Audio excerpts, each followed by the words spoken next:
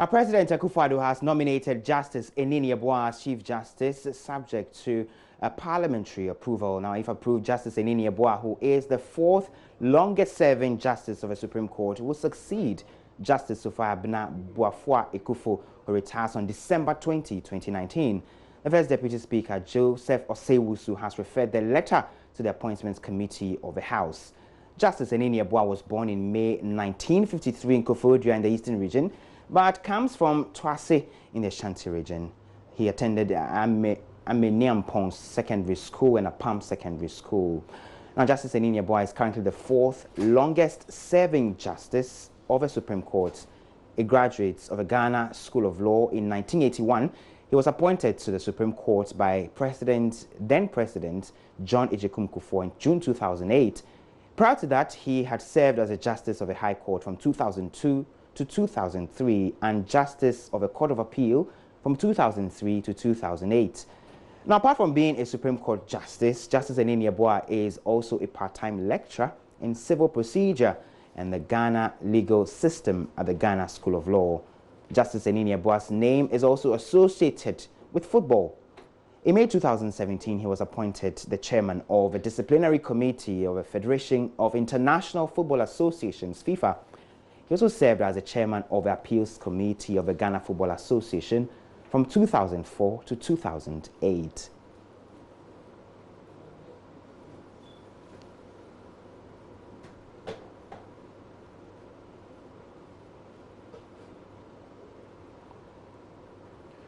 Now, Member of Parliament for Dansoman Kwabena Aidoo has criticized government for failing to adequately resource the Office of the Attorney General so it could effectively execute its mandate.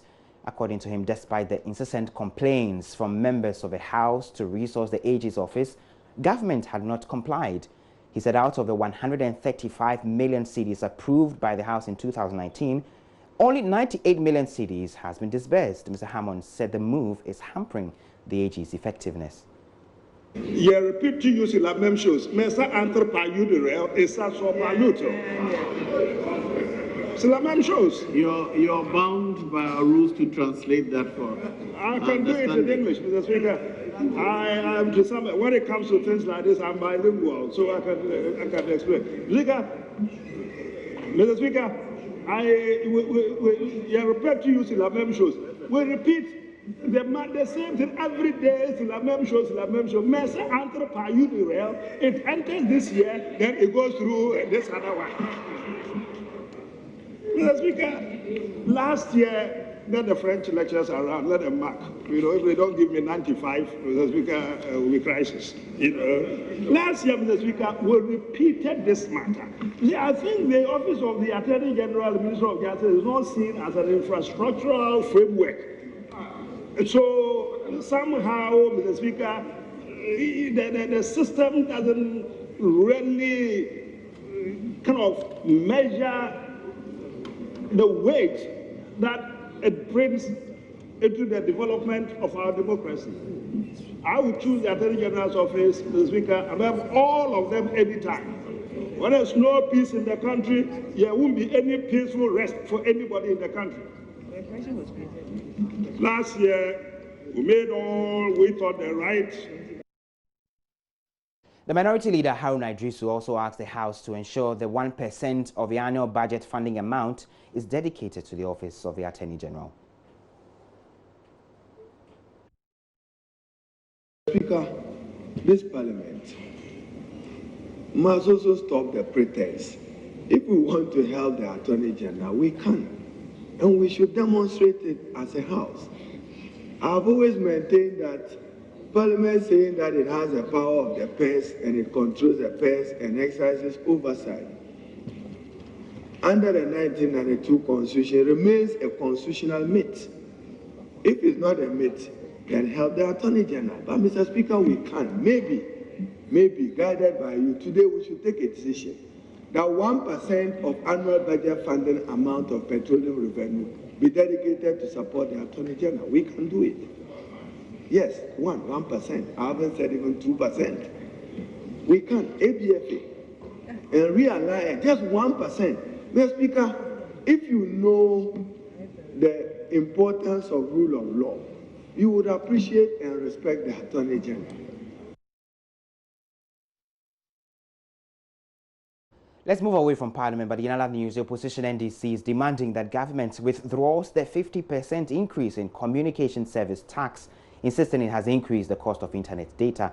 A cross-section of Ghanaians on social media earlier this month commenced a campaign tagged #SaveOurData, hitting at telcos and demanding better data plans. Member of Parliament for Ningo Prampram Sam George has been speaking on the matter at the party's Moment of Truth series. The telcos, especially with the largest market share, have failed to show good faith to their customers. Ghana is a free market economy, and private business models are not, and I repeat, private business models are not determined by government directive or government fiats. The telcos have, however, agreed to this government imposition because it increases their profit margin. They would have put up a fight if it did not. And you know the telcos. You've covered them and you've seen their fights with government. When government takes a decision that hurts their bottom line, they fight it. But they're not fighting this one because the telcos will benefit from the poor decision-making of the Minister for Communications. In effect, our government has increased CST, which is taking more money from our pockets. Our government has imposed a no data expiry directive, which is giving telcos more money and making the Ghanaian worse off. Who do you blame? The gods, government, or the telcos? Your guess is as good as mine. Fellow Ghanaians, when you get less data for the same amount you used to pay and are told it doesn't expire, you would, however, consume all of that data before your usual usage period is up because you're on a more expensive tariff rate now. What this means is that you have to buy another data package. I repeat, this means more revenue for the telcos. And let me give you two scenarios that would make this practical for you. In the first scenario, you buy a 100 gigabyte data bundle from a telco, and that data bundle costs you 399 Ghana cedis. But that data bundle has an expiry of 30 days. Now, if you are a business or you are a private entity and you use that data, you buy that 100 gig bundle, but you've realized that your usage on the average in a month is only 90 gig. It means that you lose 10 gig every month when you buy the 399 cedis bundle. However, what people fail to realize is that if you had reloaded or recharged or renewed your bundle before expiry, what you would have had is you would have had your 10 gig rolled over in addition to the new bundle. So what you would have had is you would actually not have lost your 10 gig, but it would have been rolled over if you renewed before the expiry of your data bundle. And that's what existed. But people directive that they should take off the time-bound expiry, she has also allowed for a tariff increase. Instead of getting the 100 gig for 399, you are getting 50 gig. The party is also accusing government of wasting millions of cedis to pay for a revenue monitoring system that hasn't yielded anything. They did not contest the GRA's valuation. They paid to the GRA without any contest.